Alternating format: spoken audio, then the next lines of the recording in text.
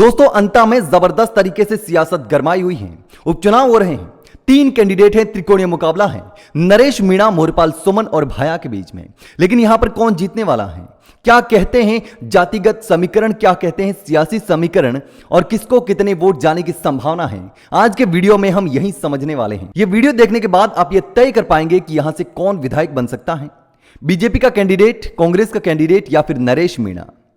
मोरपाल सुमन, प्रमोद जन भाया या फिर नरेश मीणा यहां से विधायक बनेंगे। नरेश मीणा की किस्मत चमकेगी या नहीं यह भी तय कर सकते हैं आप, क्योंकि यहां पर जो टोटल वोट हैं वो 2.5 लाख के आसपास हैं और इन 2.5 लाख वोटों में से 40,000 वोट अकेले माली समाज के हैं, 35,000 वोट SC/ST से हैं और 30,000 वोट मीणा समाज से हैं। यानी कि नरेश मीणा के खाते में 30,000 वोट आ सकते हैं अगर मीणा समाज के लोग नरेश मीणा को सपोर्ट करेंगे तो। अगर दूसरे लोग भी नरेश मीणा का सपोर्ट करते हैं तो इन 30,000 के अलावा भी वोट आ सकते हैं SC/ST और अदर कास्ट के वोट। तो मेन जो फैक्टर हैं वो 3 फैक्टर हैं, 3 फैक्टर तय करेंगे कि यहां से विधायक कौन बनेगा। पहला फैक्टर जो है वो माली समाज के वोट हैं, 40,000 वोट। दूसरा फैक्टर जो है वो SC/ST का वोट है, अनुसूचित जाति का वोट है, वो 35,000 है। और तीसरा फैक्टर जो है वो यहां मीणा समाज के जो वोट हैं वो तय करेगा, क्योंकि यहां पर कंवरलाल मीणा समाज के वोट के बल पर ही और बीजेपी के वोटों के बल पर ही विधायक बने थे। तो अब यहां पर मीणा समाज के वोट, अगर सारे वोट नरेश मीणा के खाते में जाते हैं, बीजेपी को नहीं जाते हैं, तब नरेश मीणा के जीतने की संभावना बन सकती है। तो मीणा समाज के वोट अगर 30,000 वोट नरेश मीणा को मिल जाते हैं और अदर कास्ट के वोट भी अगर नरेश मीणा को मिलते हैं, तब जीतने की चांसेस बनेंगे। लेकिन अगर मोरपाल सुमन के खाते में माली समाज के 40,000 वोट जाते हैं और दूसरे बीजेपी के जो वोट हैं वो भी मोरपाल सुमन को मिलते हैं, तो नरेश मीणा और प्रमोद जन भाया का जीतना मुश्किल है।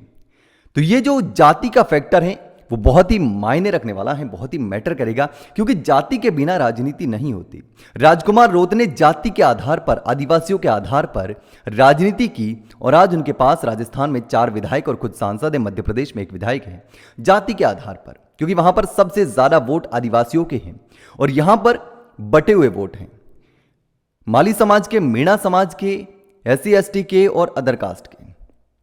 तो इन बटे हुए वोटों में किसको फायदा मिलेगा, किस जाति के वोट किसको मिलेंगे, यह तय करेगा कि यहां से कौन विधायक बनेगा।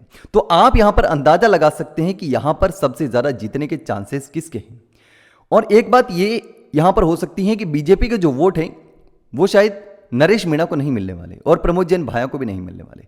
तो बीजेपी के जो वोट हैं वो सारे के सारे वोट मोरपाल सुमन के पास जाएंगे और मोरपाल सुमन के पास बीजेपी के टोटल वोट चले गए, तो पीछे जो वोट बटेंगे वो बटे हुए वोट नरेश मीणा और प्रमोद जैन भाया को मिलेंगे।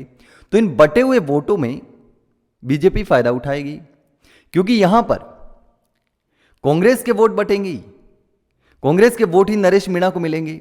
जो बीजेपी के कट्टर वोटर्स हैं वो नरेश मीणा को वोट नहीं देंगे, क्योंकि नरेश मीणा बीजेपी के सपोर्ट में नहीं है, ना बीजेपी की विचारधारा से मेल खाते हैं। तो ऐसे में यहां पर जीतने के जो चांस हैं वो मुझे तो कहीं ना कहीं बीजेपी के लग रहे हैं, क्योंकि जिस तरीके से कांग्रेस ने नरेश मीणा के साथ कुठाराघात किया है, नरेश मीणा को टिकट नहीं दिया, तो कांग्रेस ने अपने ही पैरों पर कुल्हाड़ी मारी है और नरेश मीणा का भविष्य खराब करने का भी काम किया है। भले ही कांग्रेस के लोग यह आरोप लगा रहे हो कि नरेश मीणा बीजेपी के साथ मिलकर बीजेपी को जितवाने का काम कर रहे हैं। नरेश मीणा ने टिकट मांगी थी लेकिन कांग्रेस ने नहीं दी। लेकिन आपको क्या लगता है, क्या नरेश मीणा जीत पाएंगे? हालांकि जब नरेश मीणा ने नामांकन किया था तो नरेश मीणा की रैली में जबरदस्त भीड़ थी और उस भीड़ को देख करके हर कोई अंदाजा लगा सकता है कि नरेश मीणा के जीतने के चांस बन सकते हैं। लेकिन यहां राजनीति है, जाति आधारित राजनीति होती है, जाति के आधार पर ही नेता चुने जाते हैं, विधायक चुने जाते हैं, सरपंच चुने जाते हैं, सांसद चुने जाते हैं, सारे जाति के आधार पर चुने जाते हैं। जिस जाति के जितने वोट हैं उस आधार पर फायदा भी मिलता है। लेकिन यहां पर क्या होने वाला है ये आप बता सकते हैं। दोस्तों आपको क्या लगता है, क्या नरेश मीणा यहां से जीत पाएंगे या फिर प्रमोद जैन भाया कोई कमाल कर पाएंगे या फिर बीजेपी के खाते में ये सीट जाएगी? दोस्तों आपको जो भी लगता हो मुझे कमेंट करके जरूर बताना।